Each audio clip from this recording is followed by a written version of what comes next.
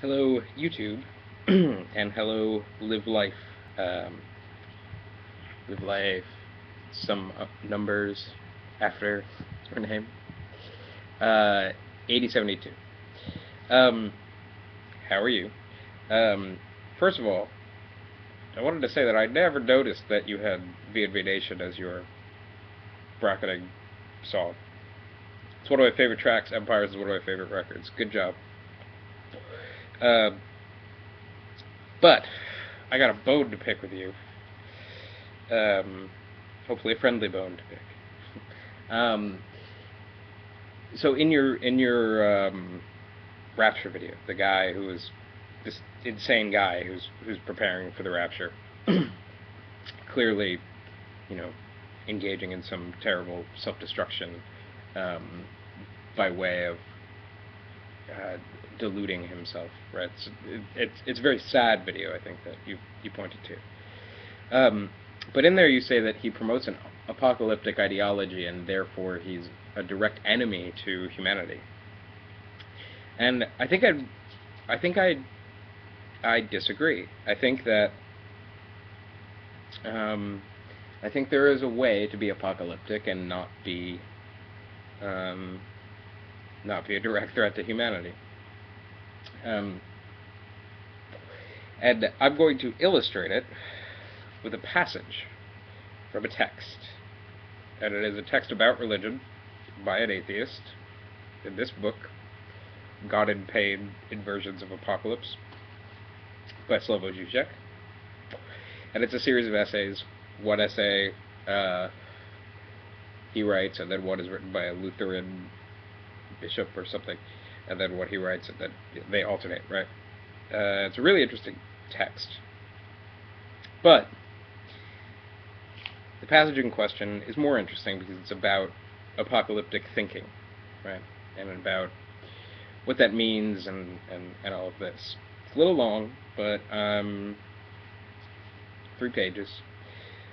Big print, though, so don't worry. So I'm just going to read this and inquire, I suppose, as to your thoughts of it. It begins. What practical stance follows from this paradox of religion without the sacred? There is a Jewish story about a Talmud specialist opposed to the death penalty, who, embarrassed by the fact that the penalty is ordained by God himself, proposed a wonderfully practical solution. One should not directly overturn the divine injunction, which would be blasphemous, but one should treat it as God's slip of tongue, his moment of madness, and invent a complex network of sub-regulations and conditions, which, while leaving the possibility of the death penalty intact, would ensure that this possibility would never be realized. The beauty of this solution is that it turns around the standard procedure of prohibiting something in principle, like torture, but then slipping in enough qualifications, except in specified extreme circumstances, to make sure it can be done whenever one really wants to do it. It is thus either in principle yes, but in practice never, or in principle no, but when exceptional circumstances demand it, yes. Note the asymmetry between the two cases. The prohibition is much stronger when one allows torture in principle. In this case, the principled yes is never allowed to realize itself, while in the other case, the principled no is exceptionally allowed to realize itself. Insofar as the God who enjoins us to kill is one of the names of the apocalyptic thing, capital T, the strategy of the Talmud scholar is a way of practicing what Dupuy calls enlightened catastrophism. One accepts the final catastrophe, the obscenity of people killing their neighbors as a form of justice, as inevitable, written into our destiny, and then one engages in postponing it for as long as possible, hopefully indefinitely. Here's how, along those lines, Dupuy resumes Anders' reflections apropos the explosion of the atomic bomb above Hiroshima. Quote, on that day, history became obsolete. He's talking about Hiroshima. On that day, history became obsolete.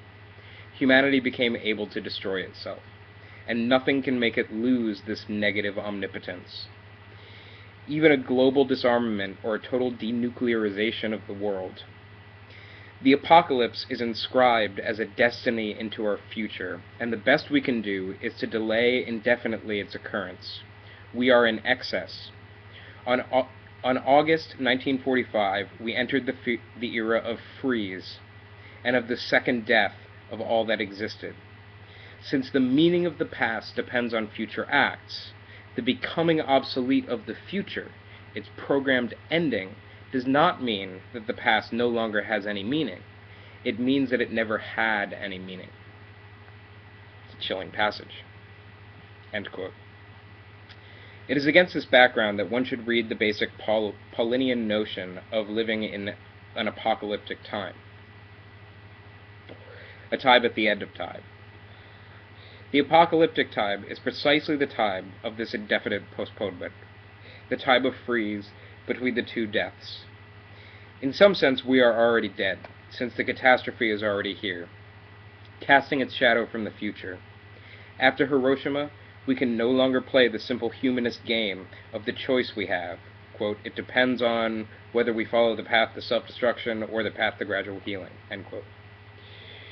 Once the catastrophe has happened, we lose the innocence of such a position. We can only, indefinitely maybe, postpone its happening again.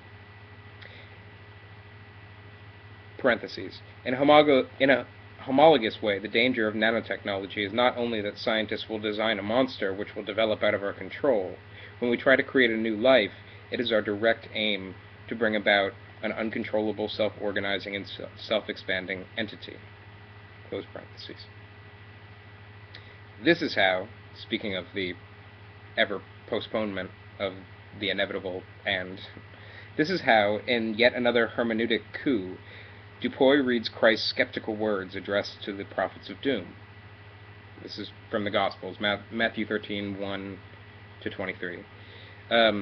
As he went out to the temple, one of the disciples said to him, "Teacher, see what kinds of stones and what kinds of buildings." Jesus said to him, "Do you see these great buildings? There will not be left here one stone on another which will not be broken down." As he sat on the Mount of Olives opposite the temple, Peter, James, John, and Andrew asked him privately, "Tell us, when will these things be? What is the sign that these things are about to be fulfilled?"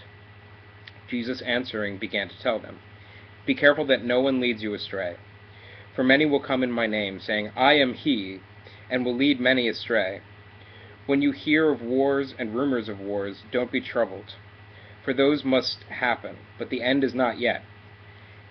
Then if anyone tells you, 'Look, here is the Christ,' or 'Look there,' don't believe it, for there will arise false Christs and false prophets, and they will show signs and wonders, and they may lead astray, if possible, even the chosen ones.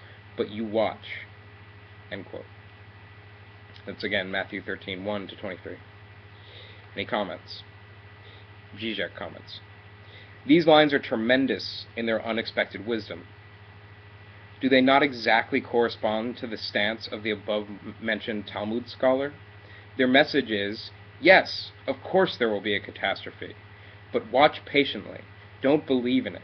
Don't get caught up in precipitous extrapolations. Don't give yourself up to the properly perverse pleasure of thinking this is it, in all its diverse forms. Global warming will drown us in a decade, biogenetics will mean the end of being human, etc., etc. Far from luring us into a perverse, self-destructive rapture, adopting the properly apocalyptic stance is today, more than ever, the only way to keep a cool head. I think that that's a persuasive passage. I think it's a persuasive passage about the idea of being apocalyptic. Now, it's a very secular version of the apocalypse, of course. Hiroshima is talked about, global warming, nanotechnology, biogenetics, etc., etc. All of these things that we conceive of as being kind of secularly apocalyptic in one way or another. And I think that it is true that there's something nice about affirming the necessity of the apocalypse, taking that as a starting point. and then delaying it as much as possible. So yeah, I don't know if that totally applies to your statement. I think that you might have meant it in a slightly more specialized way. But I think it's something to think about. I think that we should take pause when making a statement like, you know, entertaining apocalyptic ideas makes you a threat to the human species or something. That seems a bit absolute for me. It seems a bit, you know, a bit hyperbolic in a way that perhaps you wouldn't have meant it otherwise. Have a good day, and I hope you respond at some point.